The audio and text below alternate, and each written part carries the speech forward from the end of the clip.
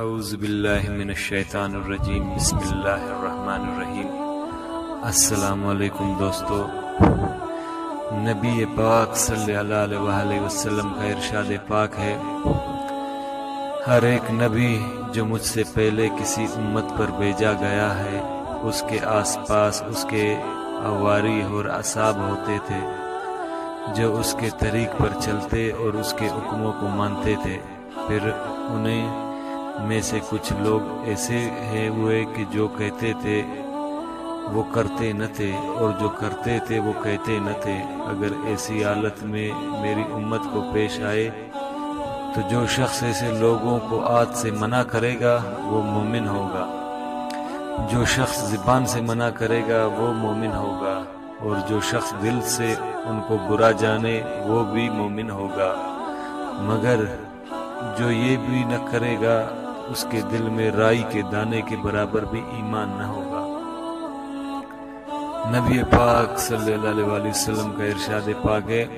لوگوں پروردگار عالم فرماتا ہے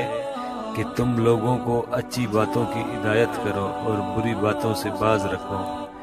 اس سے پہلے کہ تم مجھ کو پکارو گے اور میں جواب نہ دوں گا، اور تم مجھ سے مانگو گے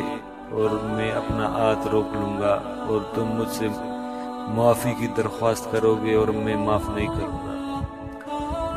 نبی پاک صلی اللہ علیہ وآلہ وسلم کا ارشاد پاک ہے، دنیا میں ایسے لوگ بھی ہیں جو نہ تو پیغمبر ہیں نہ شہید، مگر قیامت کے دن پیغمبر اور شہید ان کے مرتبے کو دیکھ کر رشک کریں گے اور وہ نورانی منبروں پر ممتاز حالت میں بیٹھے ہوں گے۔ یہ وہ لوگ ہیں جو بندوں کے دل میں خدا کی محبت پیدا کرتے ہیں اور خدا کے دل میں ان کی محبت ڈالتے ہیں اور دنیا میں نصیحت کرتے پھرتے ہیں۔ جب یہ الفاظ رسول خدا صلی اللہ علیہ وآلہ وسلم نے فرمائے تو لوگوں نے پوچھا کہ وہ خدا کے بندوں کی محبت خدا کے دل میں کیسے ڈالتے ہیں؟